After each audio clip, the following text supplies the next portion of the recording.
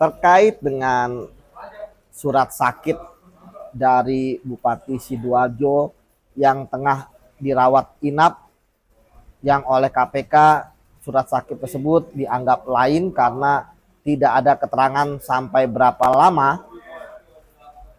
Berdasarkan pengalaman saya, ya, tentu ada beberapa hal yang harus dilakukan oleh penyidik.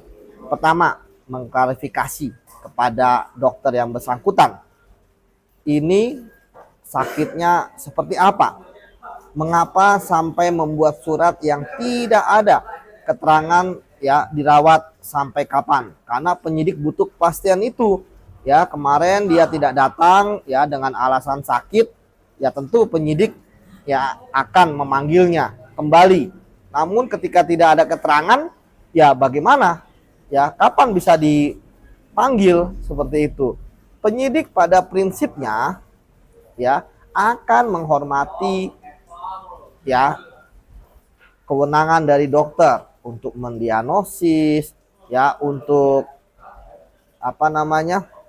merawat, ya, pasien yang sakit, apapun yang direkomendasikan oleh yang bersangkutan. Tetapi jangan sampai, ya, ada hal-hal yang oleh penyidik dianggap, ya, merintangi penyidikan.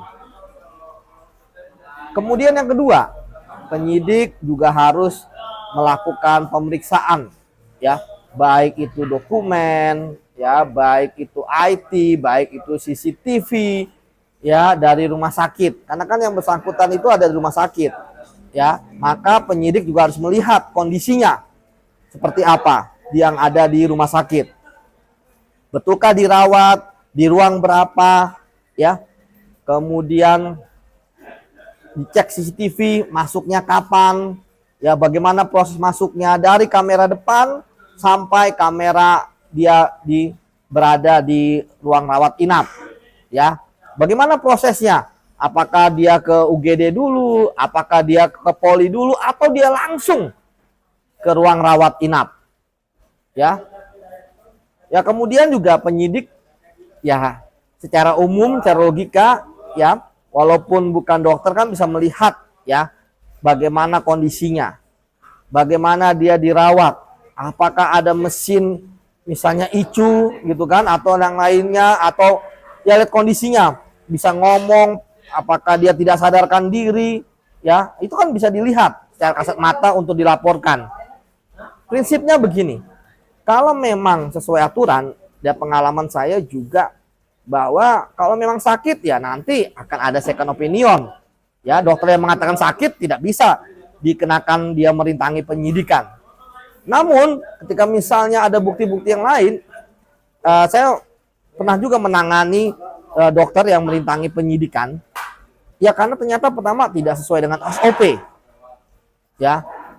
Kemudian yang kedua, ya, ditemukan bukti yang kuat dari CCTV, keterangan saksi-saksi yang lain, ya. Karena tadi yang saya katakan bahwa bukan hanya keterangan dokter itu saja yang dipercaya, yang harus diminta keterangan, tapi yang lainnya, perawatnya, manajemen rumah sakitnya, yang semua buktinya, ya tadi, CCTV, karena CCTV itu tidak bisa bohong.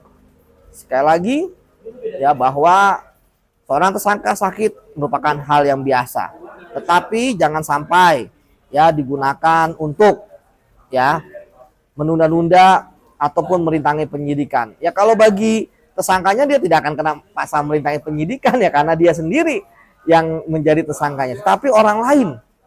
Itu sebabnya maka sekali lagi saran saya, ya, dokternya pun juga harus proaktif, ya. Kalau kan udah rame nih, viral, dia tahulah dia membuat surat, masa dia nggak tahu bahwa itu adalah bupati, masa dia nggak tahu lagi kena masalah di KPK. Proaktif, hubungi KPK, ya, atau ya sudah, silakan pasif saja, nanti biarkan penyidik KPK yang menghubungi, ya, untuk menanyakan bagaimana surat sakit yang dia buat oleh dia.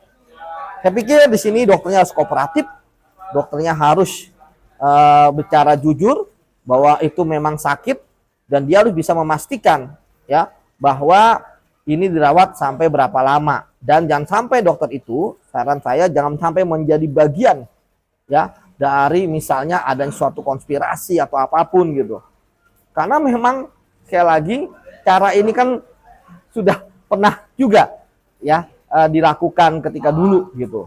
Dan saya pikir KPK akan tegas lah terkait dengan masalah ini. Oleh karena itu sekali lagi bahwa kalau memang sakit, katakan sakit dan berani bertanggung jawab gitu kan. Kalau memang tidak gitu kan, ya segeralah untuk kemudian menyampaikan kepada penyidik KPK. Demikian, salam anti korupsi.